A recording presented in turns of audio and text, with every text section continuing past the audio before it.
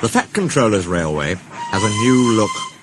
From end to end, they're clearing old ballast from the track and packing the sleepers with fresh stones. The gangers are pleased. Weeds don't grow in it, they say. And even James has stopped grumbling about dirty sidings. Douglas and Donald disappeared regularly behind the big station, along a line on which none of the others had ever gone. They returned with loaded ballast trains, and were most mysterious about it. "There the wee engines bring the ballast doon for the hills," was all they would say. Soon the engines could talk of nothing else. James and Henry thought the "vera wee engines" must be some kind of magic. "I don't believe it," said Gordon. "Donald and Douglas have pulled our wheels before." But Duck wanted to see for himself, so he asked permission to take some trucks.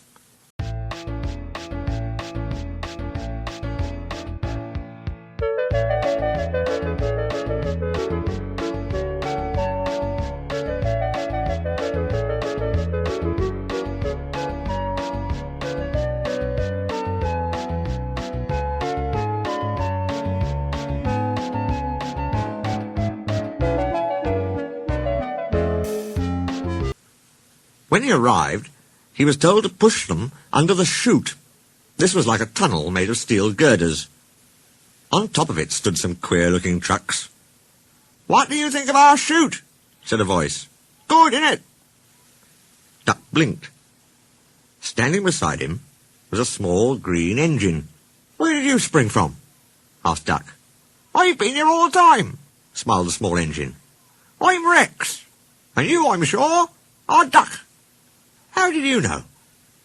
"That's easy. There's only one Great Western engine in these parts." There was a sudden rattling and roaring. Duck's whole train shuddered. What was that?"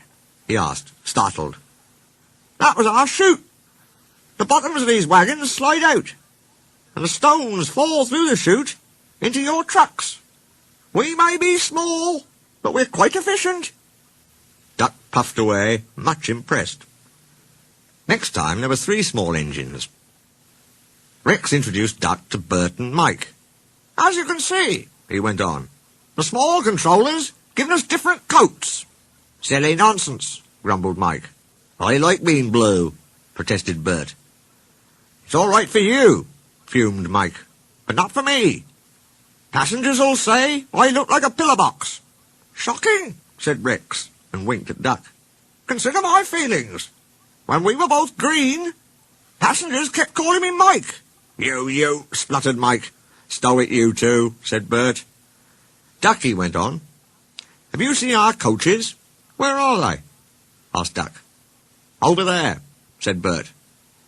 "But they're not like ours," he finished lamely. Rex smiled. "I agree. They are like trucks. But they behave surprisingly well." "Says you," put in Mike rudely.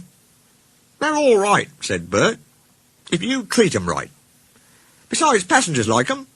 They won't use cupboards on a fine day.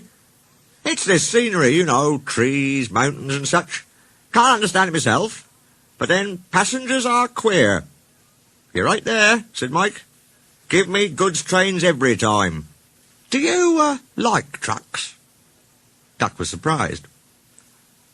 "Not all of 'em," smiled Mike. "But our big ballast hoppers are different. They run on bogies as sweetly as any coach.